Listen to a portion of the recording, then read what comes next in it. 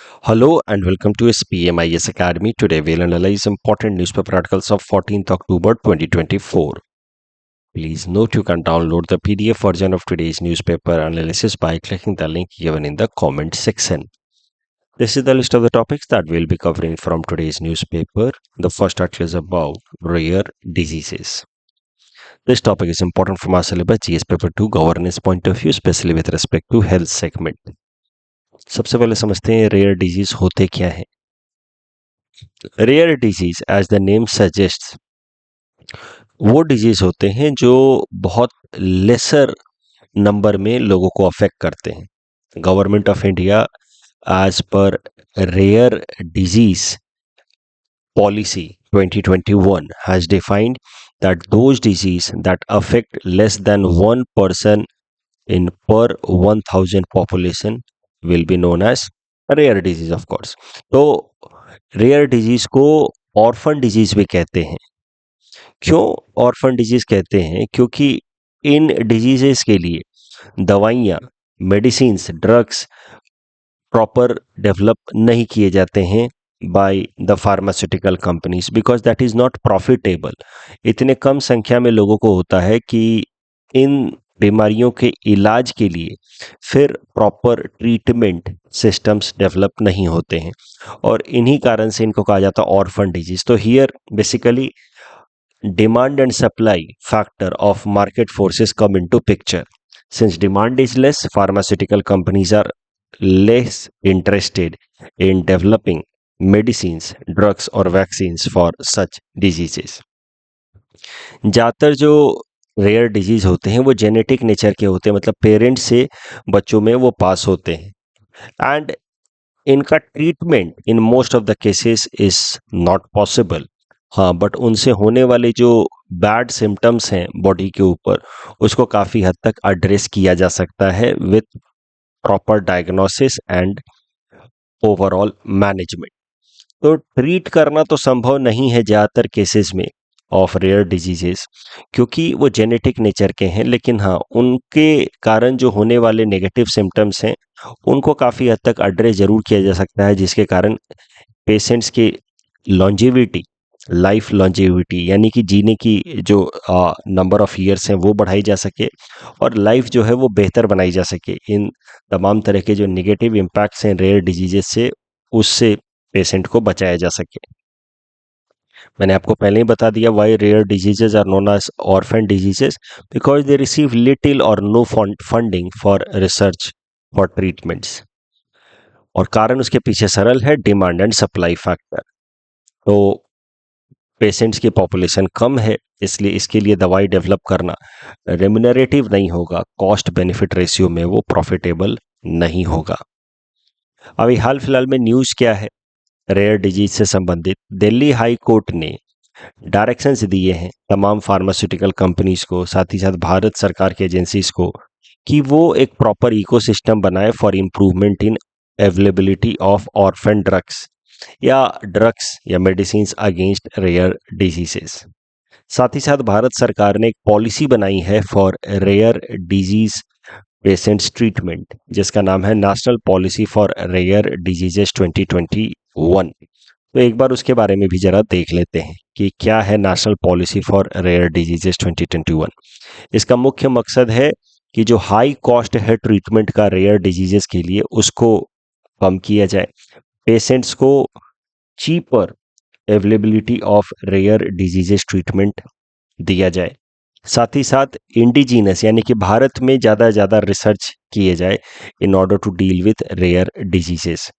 इसके अंतर्गत as per national policy for rare diseases patients को one time support up to 50 lakh rupees दिया जा सकता है भारत सरकार द्वारा in order to get treatment against rare diseases. साथ ही साथ क्राउड फंडिंग के अलग अलग मैकेनिज्म्स इंट्रोड्यूस किए गए हैं. क्राउड फंडिंग जहाँ पे लोग इंडिविजुअल लेवल पे, रिटेल लेवल पे रेयर डिजीज पेशेंट्स को सपोर्ट कर सकते हैं. अक्सर आप देखते होंगे आजकल अलग अलग ऑनलाइन डिजिटल प्लेटफॉर्म पे लोग रिक्वेस्ट करते हैं कि मेरे बच्चे को या मेरे फैमिली मेम्बर को ये बीमारी हो गई है, काफ़ी रेयर है, इसमें काफ़ी ज़्यादा खर्चा होगा.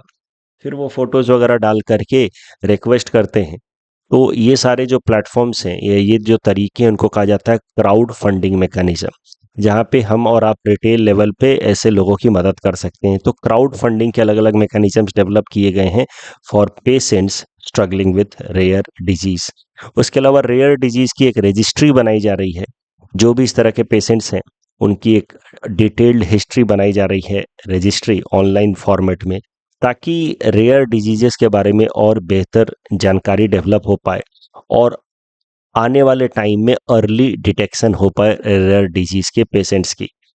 भारत में overall 8 centre of excellence develop किए जा रहे हैं। Centre of excellence for rare disease, जहां पे एक अलग से विंग होगा रेयर डिजीजेस को डील करने के लिए।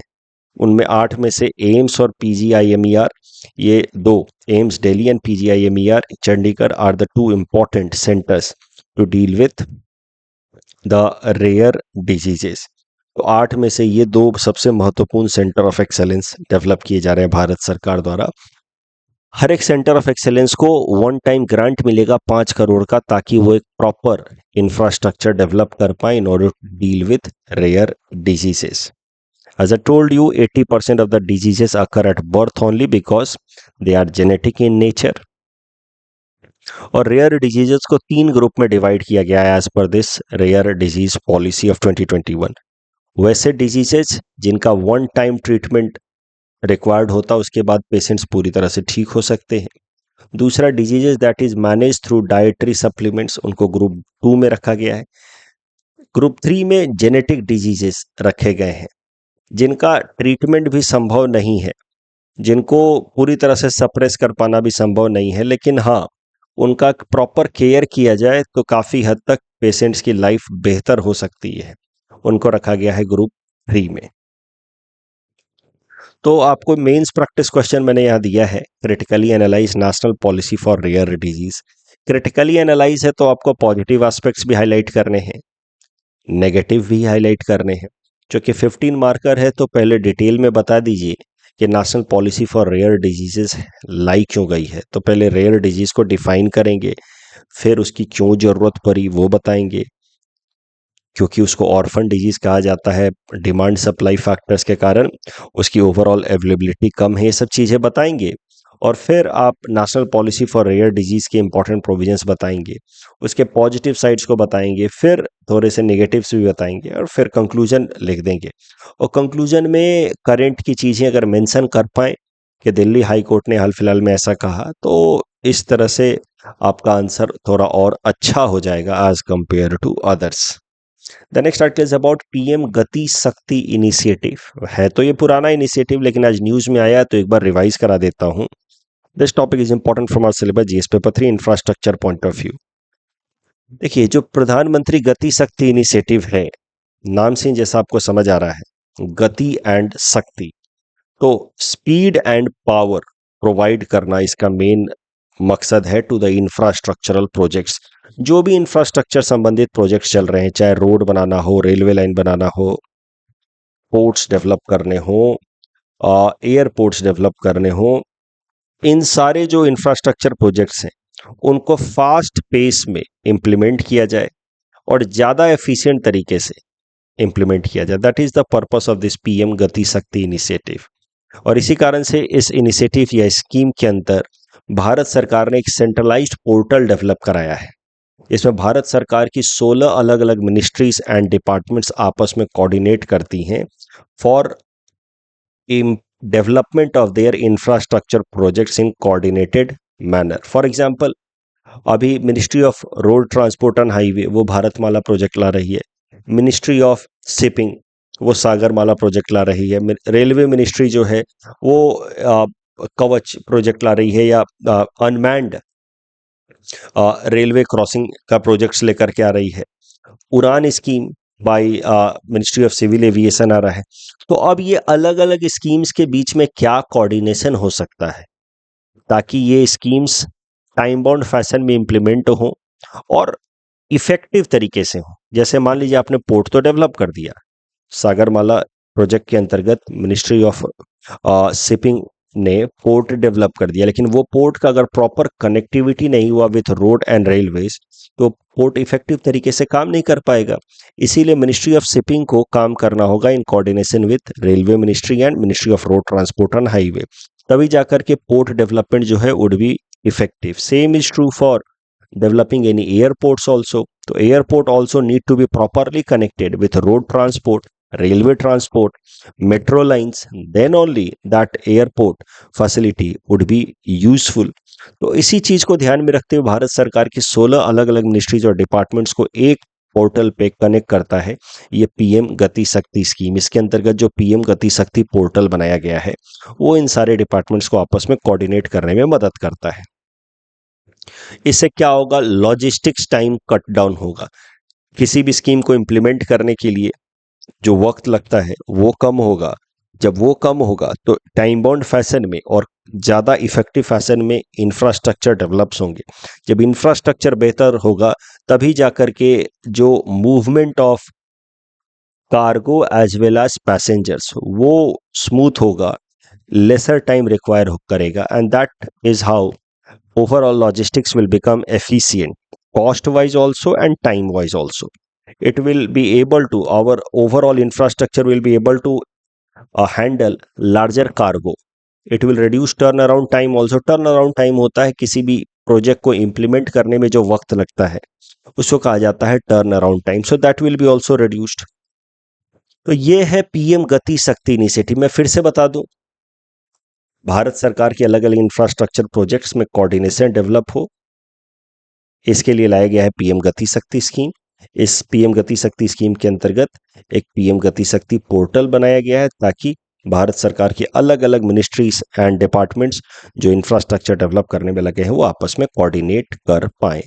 करंट न्यूज यही है कि पीएम गति शक्ति स्कीम के अंतर्गत हमारे प्रधानमंत्री जी ने बताया कि 208 अलग अलग तरह के infrastructure projects of worth 15,39,000 crore के अभी तक अप्रूव किए जा चुके हैं। ये न्यूज इतना इंपॉर्टेंट नहीं है, बट पीएम गति शक्ति स्कीम मैंने सोचा कि एक बार आपका रिवाइज करा दूं।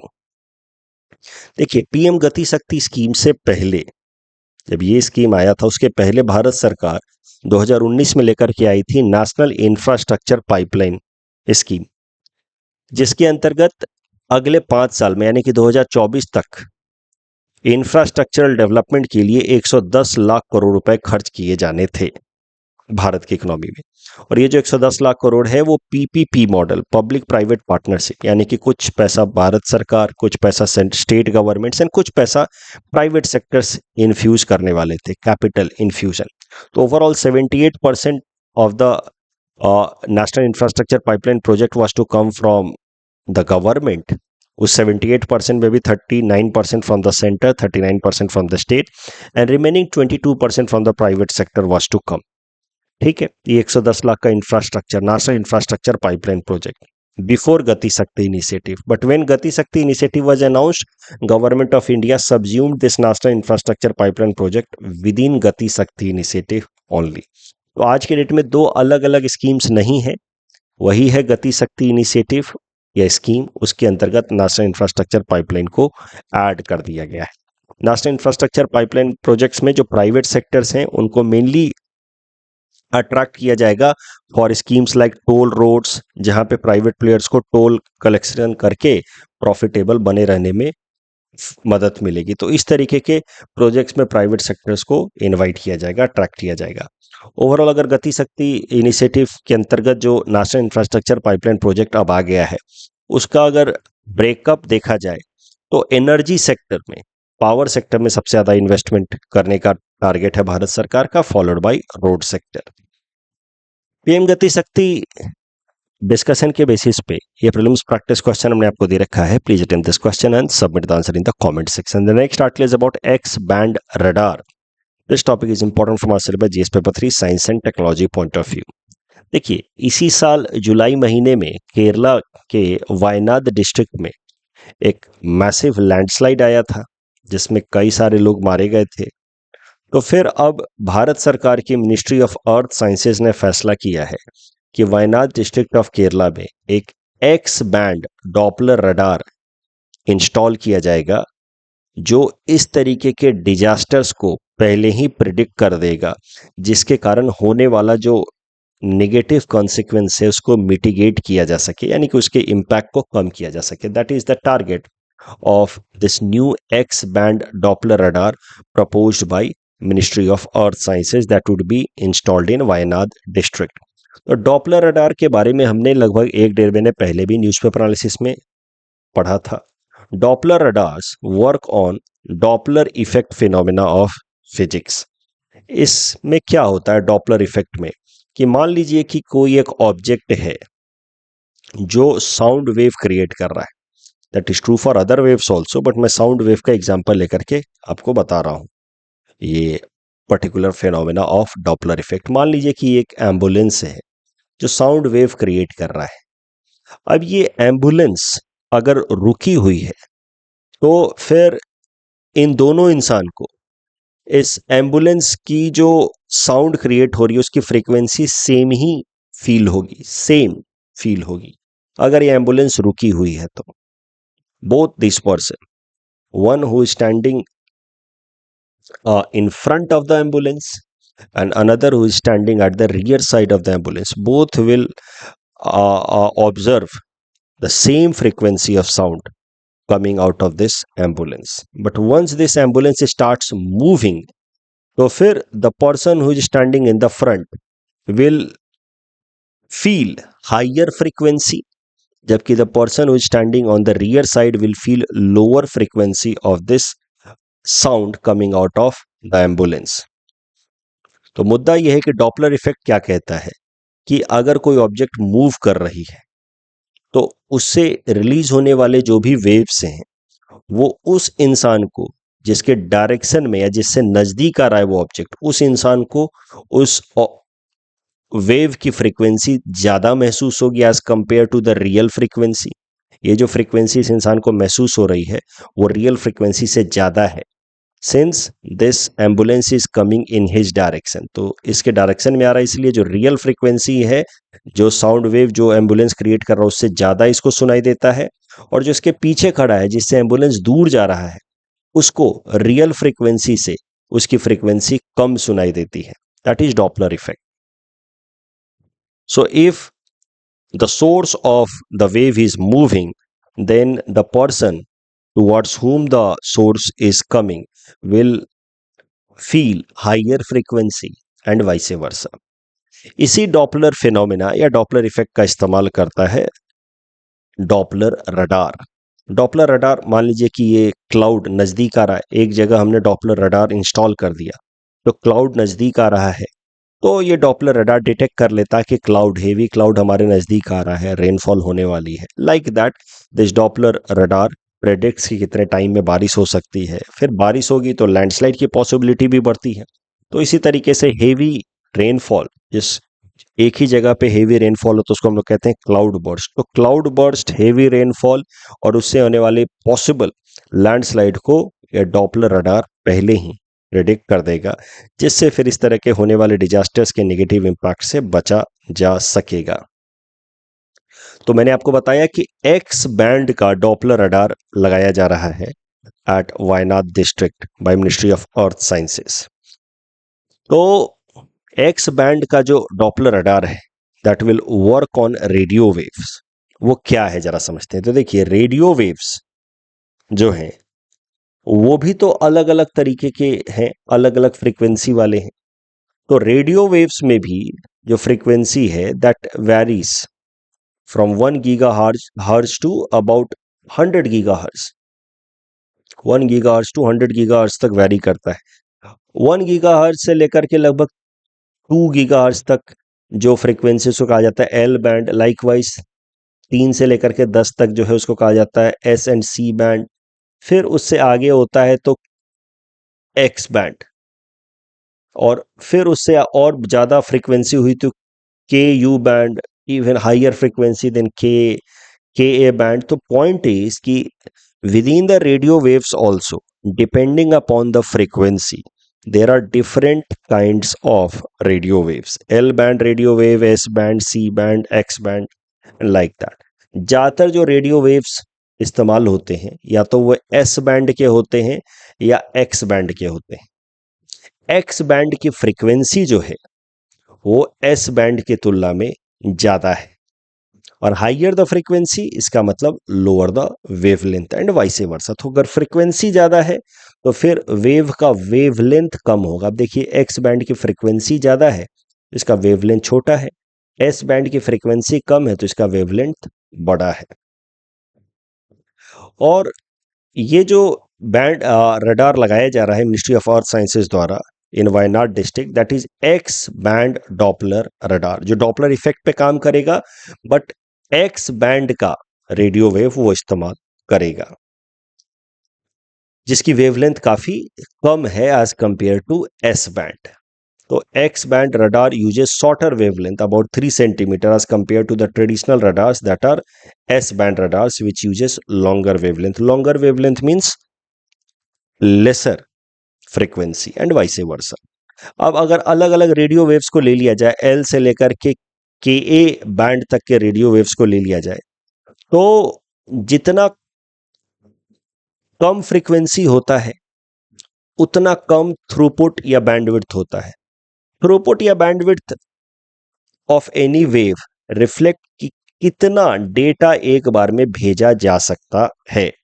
Bandwidth is the maximum amount of data and throughput is the actual amount of data. तो मैक्सिमम अमाउंट ऑफ डेटा जितना भेजा जा सकता है थ्योरेटिकल, वो होता है बैंडविड्थ। बट पूरे बैंडविड्थ का कभी भी तो इस्तेमाल होता नहीं है, उसका एक पार्ट ही इस्तेमाल हो पाता है 80% 70%। तो जितना एक्चुअल में डेटा एक बार में ट्रांसपोर्ट किया जा रहा है उसको कहा जाता है थ्रूपुट। तो bandwidth and throughput both are less when frequency is less, that is very natural. लेकिन होता क्या है कि जब लोअर फ्रीक्वेंसी की रेडियो वेव का इस्तेमाल किया जाता है तो उसका वेवलेंथ ज़्यादा होता है, और लार्जर वेवलेंथ के कारण फिर एंटीना साइज भी लार्जर रिक्वायर्ड होता है when we use lower size of wavelength radio waves. उसका ठीक विपरीत अगर हाइयर फ्रीक्वेंसी वाले रेडियो वेव्स का इस्तेमाल किया जाए तो उसका थ्रूपुट बैंडविड्थ दोनों ज़्यादा होता है, बट एंटीना साइज छोटा होता है, क्योंकि हाइयर फ्रीक्वेंसी मतलब लोअर वेवलेंथ, तो antenna size would be smaller. तो ये सब कुछ फायदे हैं हाइयर फ्रीक्वेंसी के रेडियो वेव्स का इस्तेमाल करने में। तो ये सब कुछ फायदे हैं एक्स बैंड रेडियो वेव्स का इस्तेमाल करने में as compare to S band. यही कारण है कि मिलिट्री फोर्सेज में, नेवी में एक्स बैंड रेडियो वेव्स का ज़्यादा इस्तेमाल होता है as compare to S band. But एक प्रॉब्लम भी है, एक्स बैंड से संबंधित एक प्रॉब्लम भी है जो एस बैंड का एडवांटेज है, एटेन्युएशन का, मतलब रेन फेड या अदर इंटरफेरेंसेस का।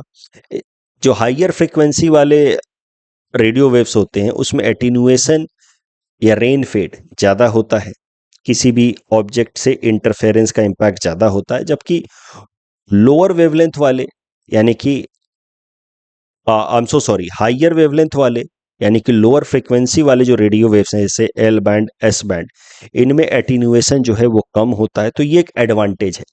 तो एस बैंड या लोअर फ्रीक्वेंसी हाइयर वेवलेंथ वाले रेडियो वेव्स का इस्तेमाल करने का एक एडवांटेज है, जबकि 3 डिसएडवांटेज, और ये 3 एडवांटेजेस हैं हाइयर फ्रीक्वेंसी लोअर वेवलेंथ वाले रेडियो वेव्स का इस्तेमाल करने में, यानी कि X band over S band. यही तो दो मेन इस्तेमाल होते हैं radio waves for transporting data.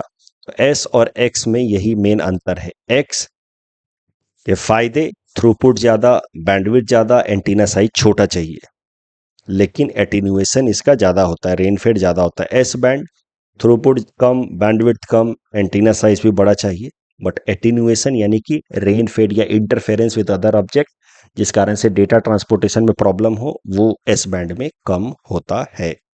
साथ ही साथ इसी आर्टिकल में बात की गई है कि apart from this x band Doppler radar being installed bye ministry of earth sciences, एक ग्लोबल लेवल पे एक इक्विपमेंट लगाया जा रहा है, सैटेलाइट बेस्ड इक्विपमेंट लाया जा रहा है बाय नासा एंड इसरो, जिसका नाम है निसार। निसार का पूरा नाम है NASA ISRO synthetic aperture radar. तो ये क्या करेगा, अब वायनाड में जो लगाया जा रहा हो तो ग्राउंड बेस्ड रडार है, ये जो निसार है ये सैटेलाइट बेस्ड रडार है, जिसको सैटेलाइट पे माउंट करके नासा और इसरो भेजेंगे, जो पूरे दुनिया भर को ऑब्जर्व करेगा. It will revolve around the earth in an orbit, lower earth orbit, and it will observe the world.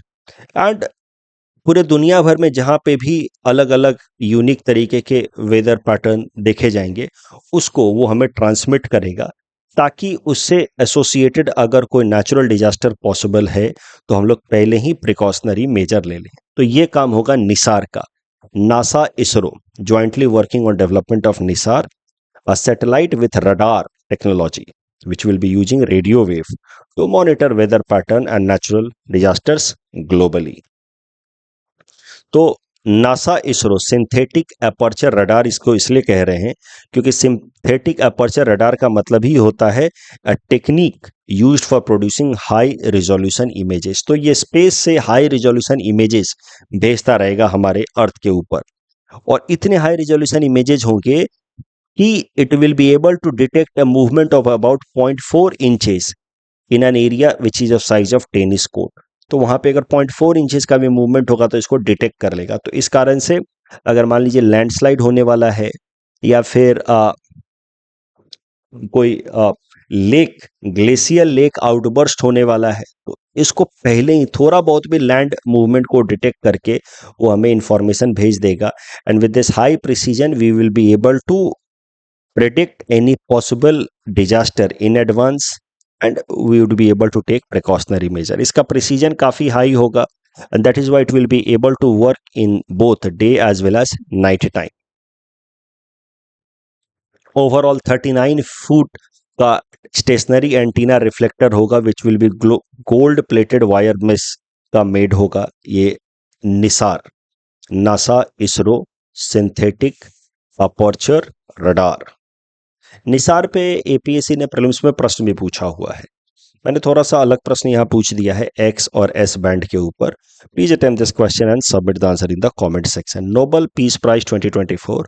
This topic is important from GS paper for ethics and integrity point of view and also prelims point of view. तो Nobel peace prize 2024 has been awarded to Nihon Hidankyo. अब ये एक organisation है. Nihon Hidankyo is an organisation, और इसको Nobel peace prize इसलिए मिला है क्योंकि it works in the direction of preserving the testimonies of the survivors of the atomic bombing of Hiroshima and Nagasaki. जो भी हिरोशिमा और नागासाकी बॉम्बिंग जो वर्ल्ड वॉर 2 के एंड में किया गया, उस बॉम्बिंग के जो भी सर्वाइवर हैं उनकी टेस्टिमनीज, उनकी एक्सपीरियंसेस, लाइफ स्ट्रगल को डॉक्यूमेंट करता है ये ऑर्गेनाइजेशन निहोन हिंदान क्योग. क्यों डॉक्यूमेंट करता है सर्वाइवर्स के टेस्टिमनीज, उनके स्ट्रगल्स को? ताकि दुनिया भूले नहीं कि क्या नेगेटिव इंपैक्ट हो सकता है एटॉम बॉम्ब के अटैक का. इससे क्या होगा, दुनिया भर में एक कंसेंसस क्रिएट होगा अगेंस्ट न्यूक्लियर वेपन्स. एक कंसेंसस क्रिएट होगा इन फेवर ऑफ न्यूक्लियर डिसआर्मामेंट. ये मेन मकसद है निहोन हिंदांक्यो का, इस ऑर्गेनाइजेशन का. This organisation has been working since 1956. It wants to create a proper